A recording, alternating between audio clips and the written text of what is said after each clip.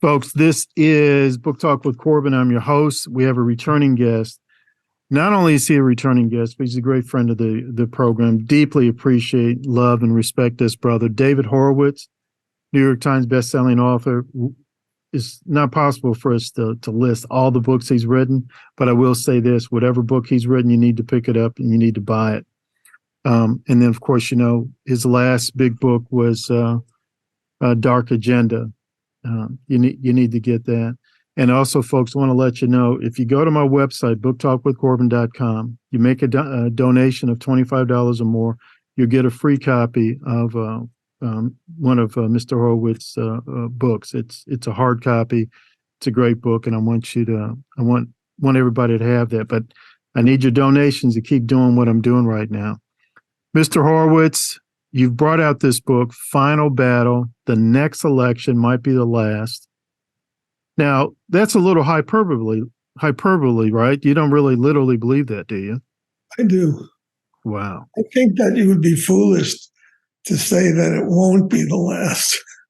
I don't know that I said could be the last. Mm-hmm. So I hedged it a little. But look, the Democrat Party has been pushing for a one-party state now for decades. People ask the wrong question about the 2020 election that defeated Donald Trump. They ask, was it rigged or not? Of course, the Democrats claim it was the most perfect election in human history, the fairest. I'm always amazed how the Democrats find lies to tell that nobody can believe. How would they know that it's the fairest in history?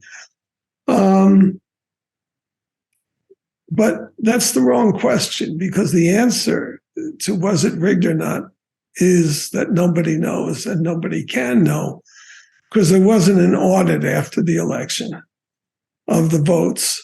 And Trump filed 61 lawsuits with lots of witnesses and evidence that were never heard by the courts, because they were thrown out on procedural grounds by Democrat majorities on these state Supreme Courts.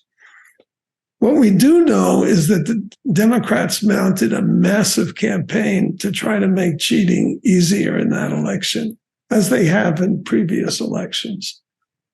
Why do I say that?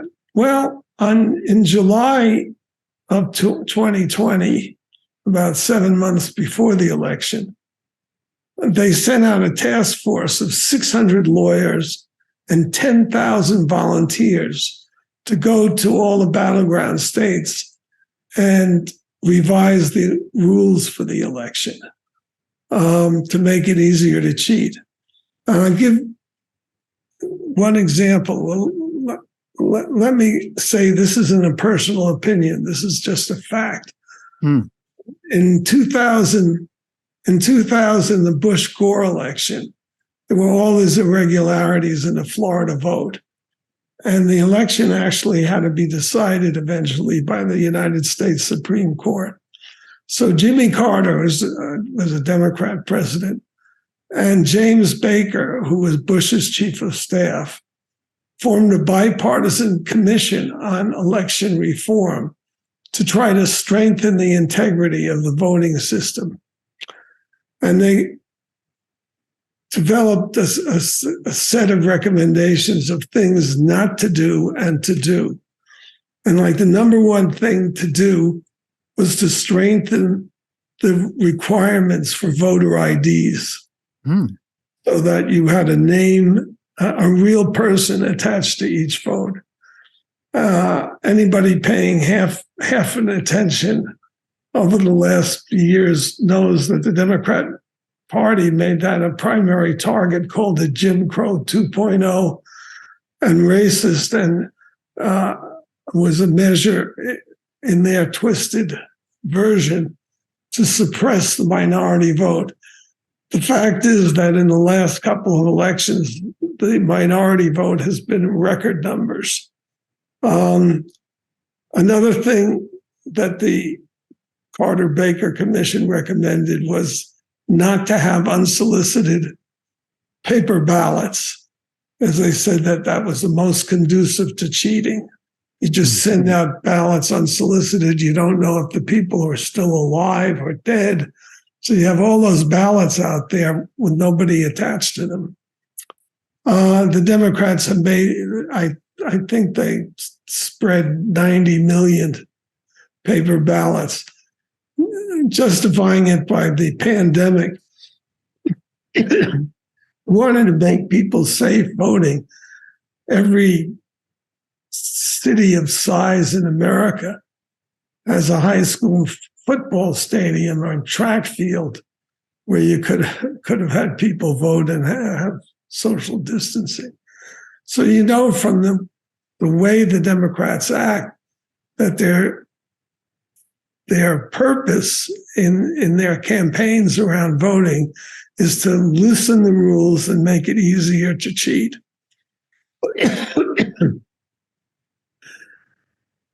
So loosen the rules, make it easier to cheat. Let me give you an example from the last election. What happened in Arizona? Well, the Democrats have spent years destroying Election Day. They want you to be able to vote for months before the election. Well, why is that? Like you can vote in September or October instead of on the first Tuesday in November. Right. They have great ground armies. They have great organization.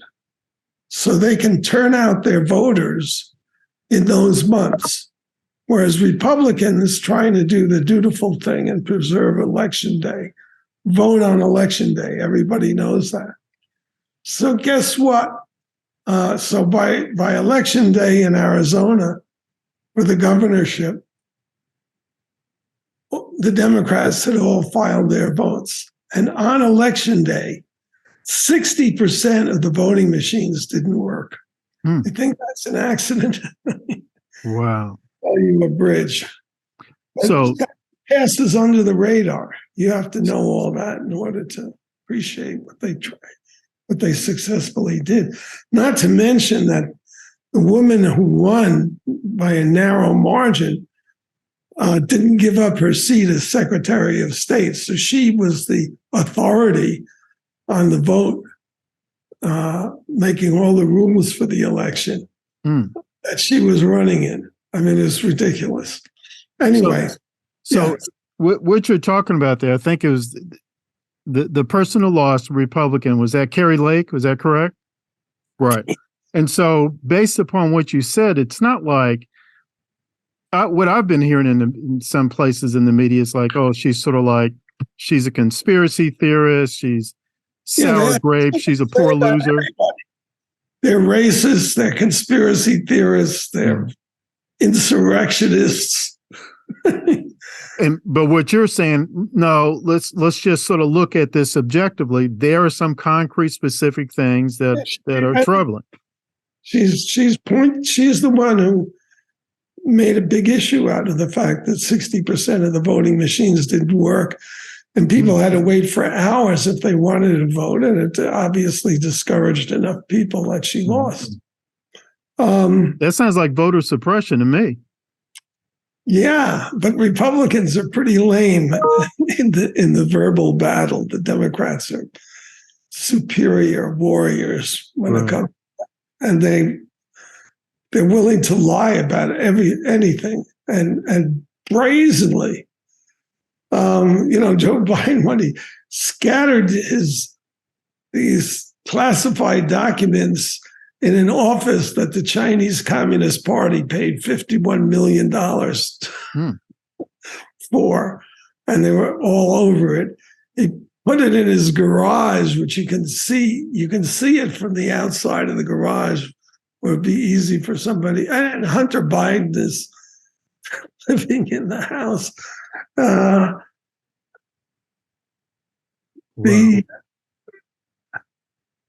So the transparency of their lies tells you a lot. Right. So early you talked about other voting, unsolicited ballots, and not requiring ballot harvesting. ballot harvesting was a no-no for the bipartisan election reform commission. They do ballot harvesting. They have ballot boxes. In Pennsylvania, thanks to Mark Zuckerberg's misuse of tax-exempt funds from one of his foundations, they place these ballot boxes where you can you vote. It's out in the open. Anybody can do something in the middle of the night. They're not all guarded or anything. Mm-hmm. They placed in the Democrat areas, which were the urban areas, a ballot box every 4 square miles. Wow. In the Republican areas, which were rural, they were every 1,000 square miles. Wow. So, these are marginal, the margins of victory are like, well, look at Joe Biden's victory in the presidential election. It was 0.027% of the vote, 40,000 votes out of 159 million. Wow. It's the narrowest. You never hear people talk about how narrow that victory was.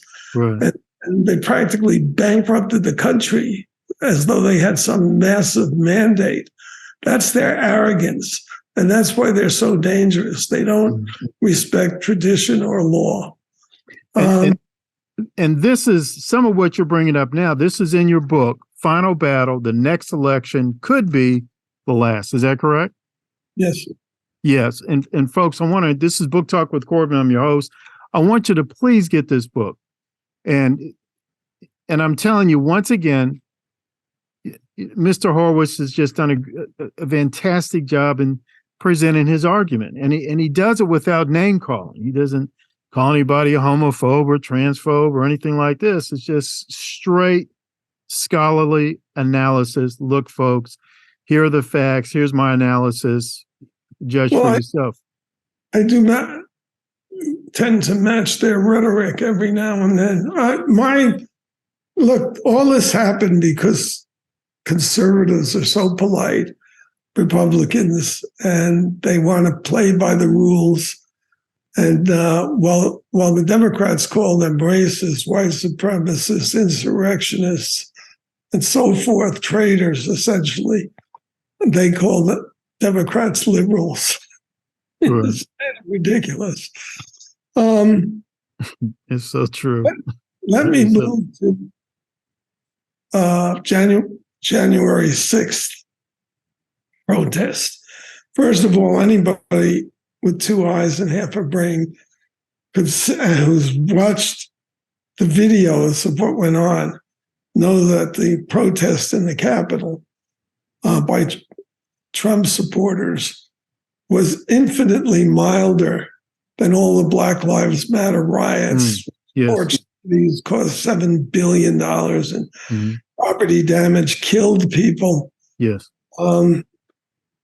So the Democrats' first reaction to January 6th was, it's an armed insurrection. And then it was pointed out that no arms were confiscated. So they changed it to it's an insurrection because that's treason. Right. The whole idea of Democrat rhetoric is to discredit the opposition party so nobody will vote for it. Right. It's completely anti-democratic.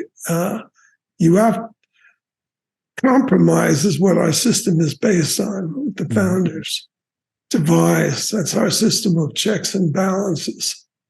And forces, like the Electoral College, forces you, because you aren't elected by the popular vote, you're elected by the Electoral College vote. That means that you have to compete in states that you don't control.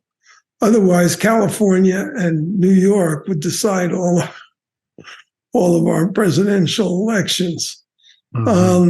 And how does the left attack the Electoral College? It's in the Constitution, by the way. They call it racist, of course. So they dropped the term armed and called it an insurrection, but they didn't explain how you can have an insurrection without arms. You obviously can't. Okay. They just call out the army and crush you. Right.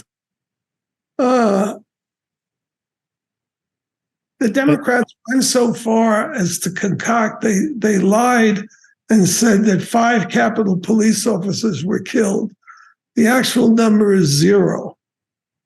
There was one person who was killed on January 6th, and that was Ashley Babbitt, a 5-foot-tall, 40-year-old woman, unarmed, an Air Force veteran, who was standing around. We know this because it's all on videotape.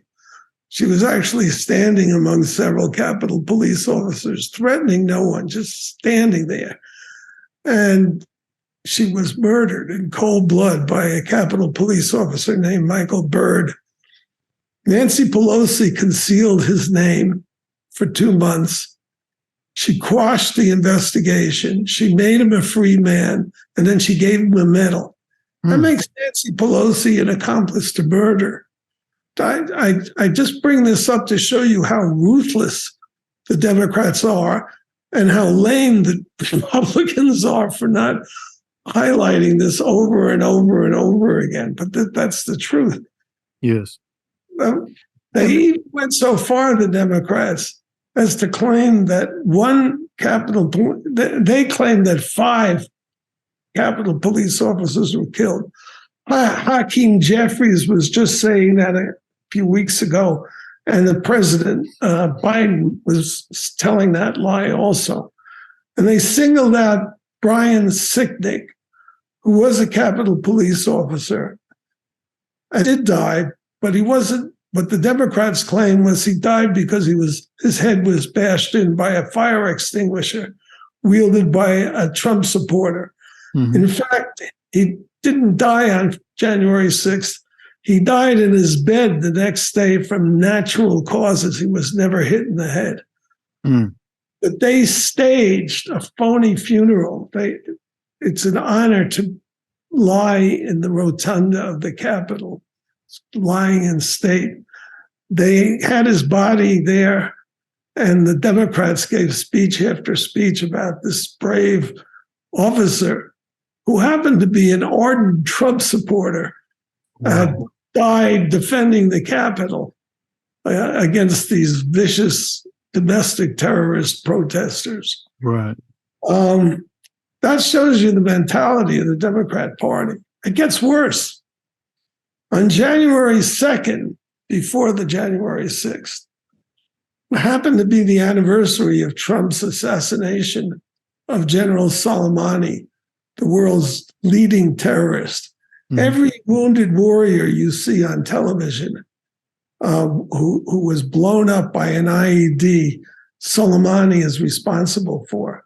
The Democrats criticized Trump for killing him, but the Iranians on January 2nd, 2021, threatened his life, said Trump will not only be removed from office, but from life for killing Soleimani. That's unforgivable. That's what they said. Who's in charge of security for the president of the United States? General Mark Milley, who presided over the debacle in Afghanistan. Mark Milley is the one who testified, I want to understand white rage. Wow. Mark Milley was the chairman of the Joint Chiefs of Staff and the chief military advisor to the president. And he held a series of meetings after this threat, which he focused not on the Iranians as the threat, but on Trump as the threat. He called Trump's Stop the Steal speech the gospel of the fury, compared him to Hitler. He said that his supporters were the same guys we fought in World War II and were Nazis. that is the treasonous state of our security apparatus in the end of the Trump administration. It's pretty reasonable to conclude that if they feel they can, stop elections by demonizing their only opposition as Nazis, they will. But it's my understanding that in this last election, President Trump lost, but he had more than 70 million votes. Is that correct? 74 million. 74. So that's the most votes a sitting president ever got in this bid for a second election.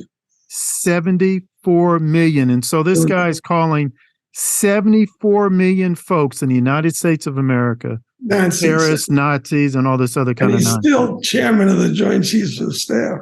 That is utterly And Anderson amazing. Cooper, I quote him in the book, praised Billy for doing this. Folks, this is we're talking with Mr. David Horowitz right now, New York Times bestselling author. His latest book is Final Battle: The Next Election Could Be the Last. And he's also the best-selling author of the book Dark Agenda. Whatever book David Horowitz puts out, you need to pick it up and buy it. Of course, you can get it at Amazon.com. Where are the other places we can get your book, Mr. Horowitz? Costco, Sam's Club, BJ's, Books A Million. Great. There's like 100,000 copies out there. Now, we've only got a few minutes left. I would go to those stores because you'll get a better discount. Okay. And we got a few minutes left, but I wanted to go back to what you had stated earlier, that the Democratic Party, one of their objectives is to turn America into a one-party state. And you say this is something that they've been sort of working on for a long time. I have to admit, I've heard other people say the same thing. Trash the Constitution. That's the big thing. Look, the second, in addition to being a criminal operation, the Biden administration is the first overtly racist administration in the history of the United States.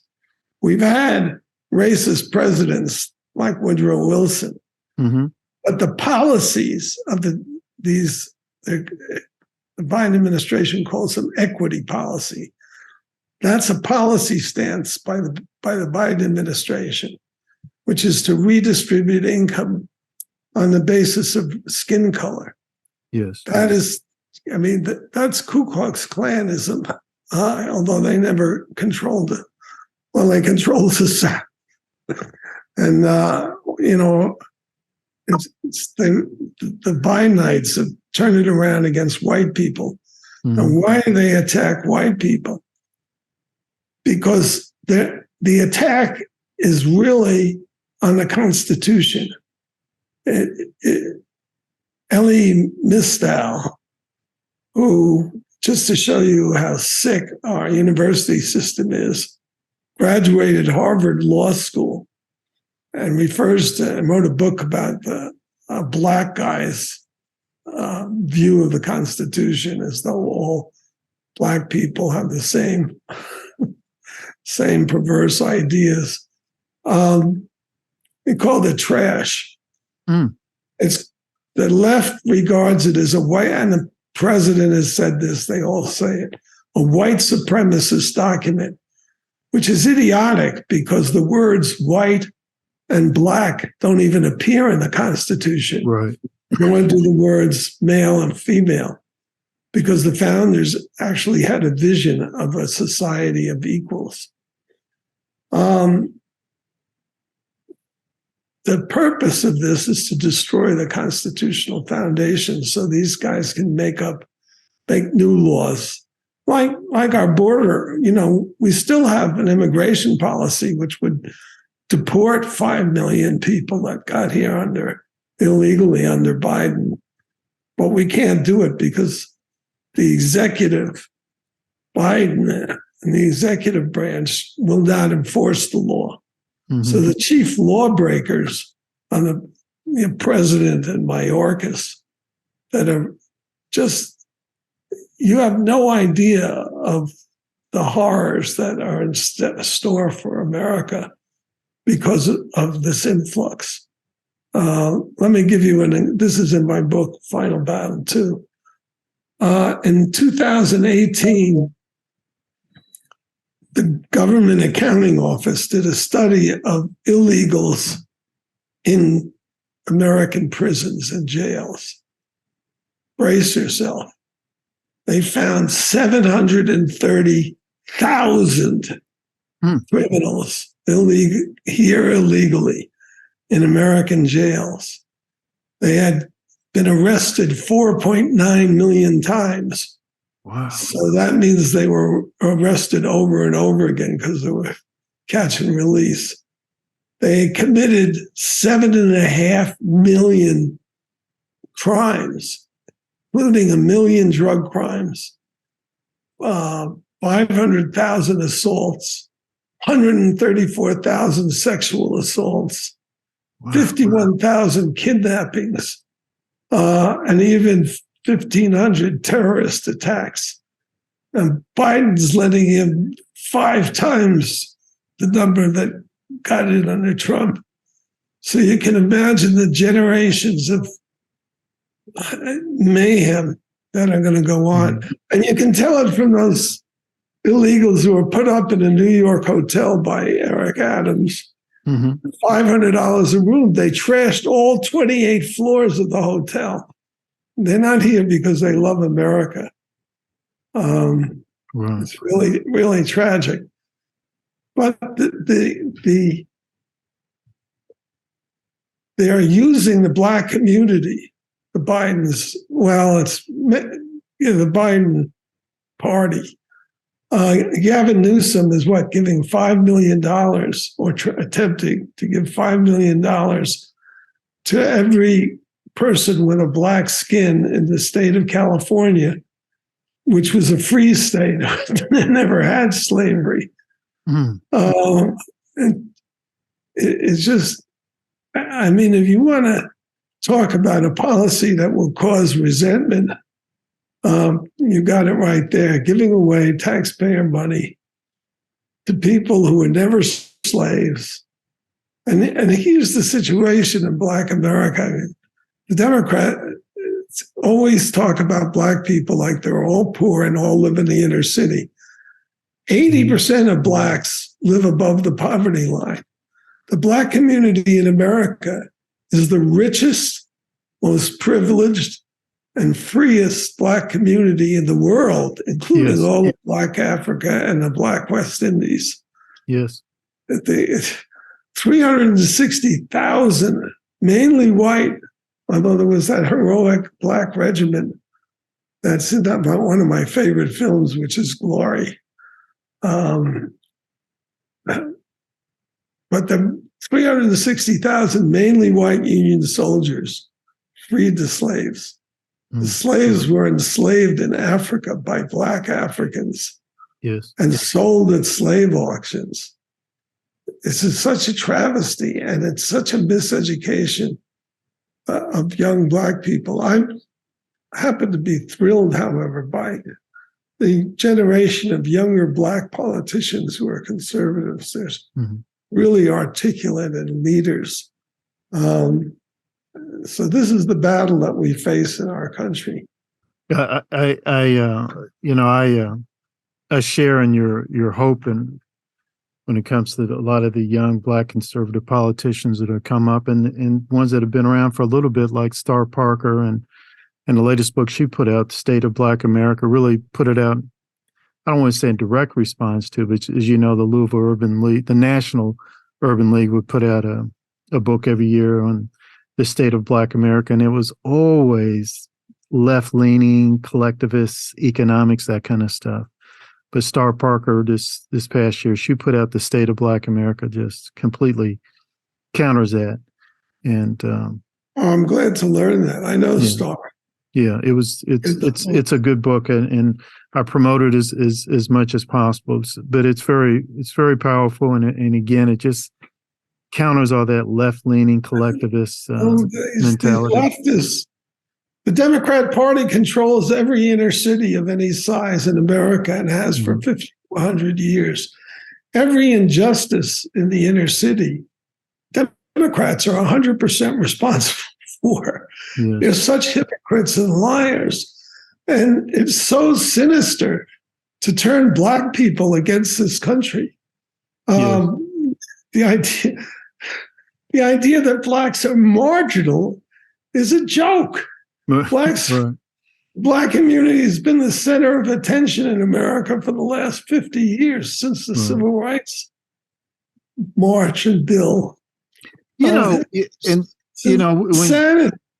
Yes. I mean, when you think that you can just read so much crap on these left-wing sites and Democrat sites. Mm-hmm.